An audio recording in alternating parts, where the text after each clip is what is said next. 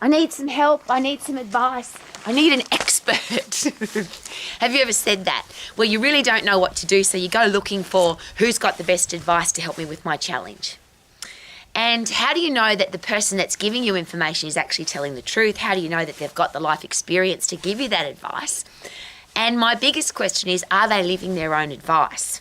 So if somebody says this is how to get healthy, fit and strong, are they healthy, fit and strong, and have they been that for their whole life? And or in the future, will they stay that way? Because a lot of people that have got into great shape, they've lost weight, they've now, look at my before and after photo, but in 6 months from now or 6 years from now, are they still living that? If somebody talks to you about financial freedom, financial security, being wealthy, are they? There's a lot of financial planners who are struggling financially. How can that make any sense? If somebody's giving you relationship advice, are they in a great relationship? Do they have great people in their life? Are they respectful of themselves and other people, or are they just giving advice?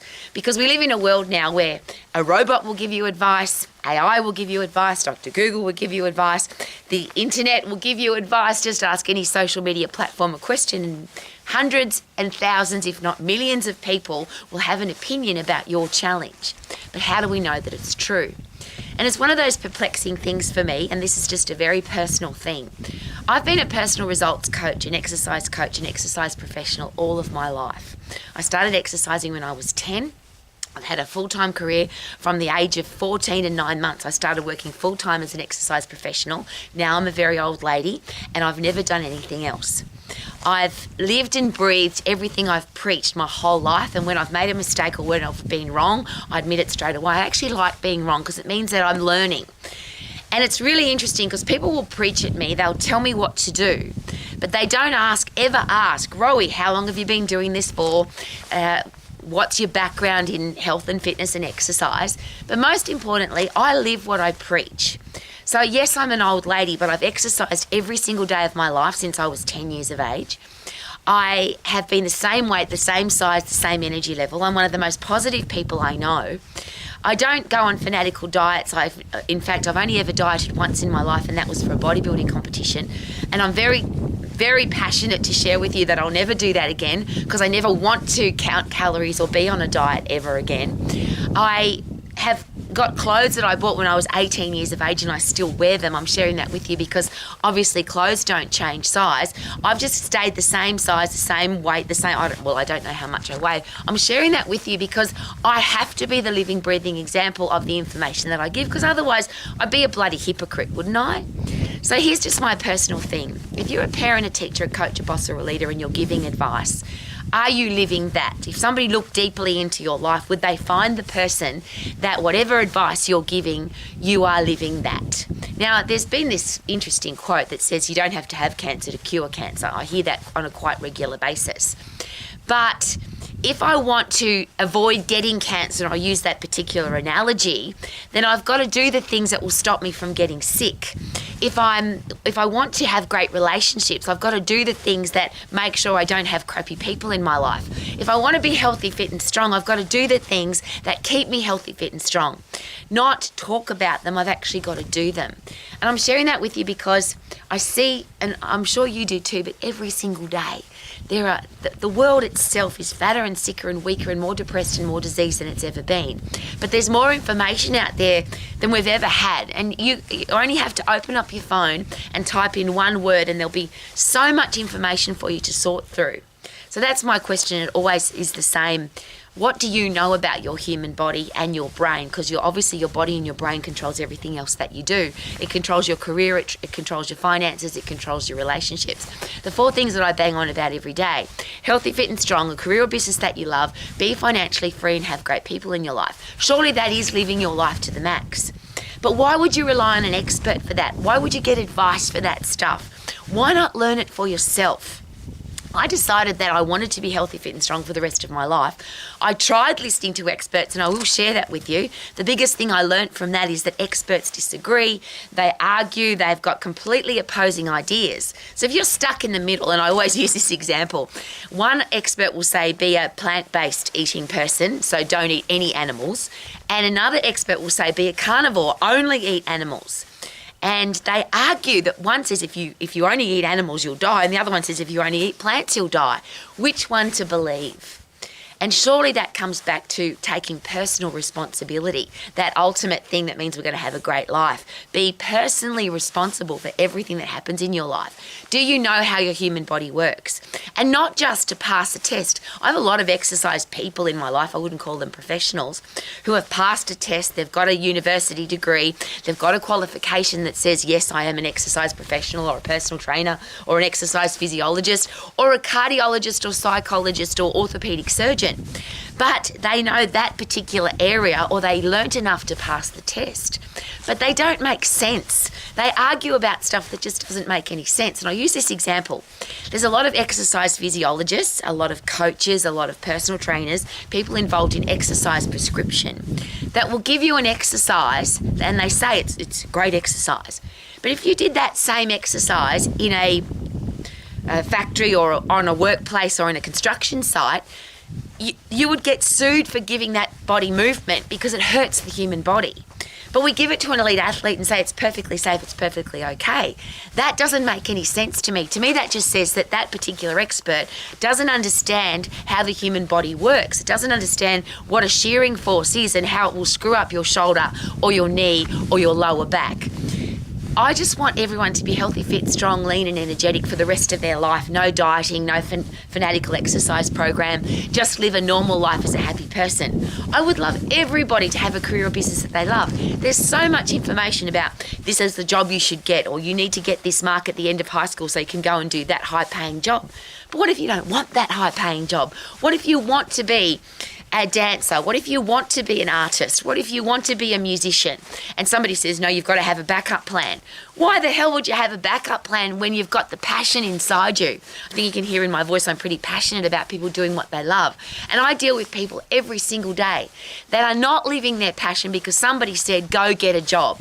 At school we're taught, get a job, a lousy, stinking, rotten job usually, to pay your lousy, stinking, rotten bill so you've got safety and security. What the hell is safety and security if you hate your life? I'm nice and safe and secure, but I wake up every day miserable. I don't want to live my life like that. I never have. I can't understand it. So why would you take advice, for example, from a career advisor that says, get a nice, safe, secure job? That expert shouldn't be listened to, because surely you want to live your life, wake up every day loving your life and look back over your life and say, every single day I've woken up, my eyes have flooded open and I've said, yes, I love my life. That's how I've lived my life. And that's the interesting thing. When people say to me, it can't be done, I get really cranky. I was told I had to be a lawyer. My parents wanted me to be a lawyer. I found out at 13 years of age, I knew that I wanted to be an exercise professional. I knew that I wanted to inspire people to be healthy, fit and strong. And that's all I've done my whole life. I've never had a lousy, stinking, rotten job. I've never had a boss. And this is my favourite thing to say. Choose your own hours, be your own boss, work when it suits you, earn the amount of money that you want to earn, holiday when it suits you, and live your life to the max. Surely, and I'll go back again, you've got to be healthy, fit and strong to do that. You've got to have a brain that can think for itself. You've got to be a critical thinker. You've got to know how your human body works, so that if somebody tells you that you can't do that, you'll say to your brain, they told me that I can't, but I know that I can. So to be healthy, fit and strong then means you'll make better decisions about your career or business, which means you're more likely to live your passion. And if you're living your passion, of course, you're more likely to be financially free. I'm sick, and I deal with a lot of very wealthy people that hate their job, hate their business, wake up every day hating their life, but they've got a stack of money. So many people think that if you're really wealthy, you're going to be happy, and that's just not true. I know so many wealthy people that are absolutely miserable, and they spend their money on drugs and alcohol and gambling and buying things to try and make themselves happy. But ultimately, surely true happiness comes from having a healthy, fit, strong body, having a career or business that you love, being financially free because you're doing what you love, making money from doing what you love, not from some lousy, stinking, rotten job or business, and then from having great people in your life. But the really great thing about having great people in your life is if you haven't got any, but you love who you are, you've got self-respect, self-esteem, self-confidence, you're self-motivated, self-inspired, self-educated, you don't need anybody. It's nice to have people in your life, but you don't need them. So I'm sharing all of that with you because that's how I've lived my life. I have to, because I have an education college, and that's the fundamental foundation of our college. How to be healthy, fit and strong and help other people to be healthy, fit and strong. How to have a career or business that you love that is successful and profitable. How to be financially free for the rest of your life so you never have to worry about money. And how to have great relationships with yourself and with other people. Now, what kind of lousy hypocrite would I be if I didn't live my life that way? So I welcome people to look into my life. I always have a giggle because people talk about, I don't want people to, I need personal privacy. I would love people to read all of my emails and watch all of my social media and check everything I've ever done in my life. A little girl said to me just recently, Rowa, you are a very kind lady. And I shared with her, I looked her in the eye and I gave her a cuddle and I said, thank you for saying that. My entire life has been devoted to helping other people to be healthy, fit and strong, have a career or business that they love, be financially free and have great relationships with themselves and other people. That's been my driving force. I've never on purpose hurt somebody. I've never gossiped, I've never criticised, I've never been nasty, I've never tried to hurt somebody. And if I have accidentally or I didn't know what, I didn't mean to do it, I've always apologised. If I'm wrong, I always apologise. If I make a mistake, I say sorry. I want to be a great person. How about you? I want to live my life so that people can look into my life and say, that lady is not only living her life to the max, but she's the real deal. And that's all very personal. You don't have to live like me. But I deal with, and I'm sure you do too many people that are pretending. Look at me, I'm amazing. And their social media's got this big profile about them that is just absolute BS. That's not how they live their lives. They're not happy and they're not waking up every day loving what they do. I wish that for everybody. And if you're a parent, a teacher, a coach, or a boss, or a leader, please be the same. Learn how the human body works so you don't rely on some expert.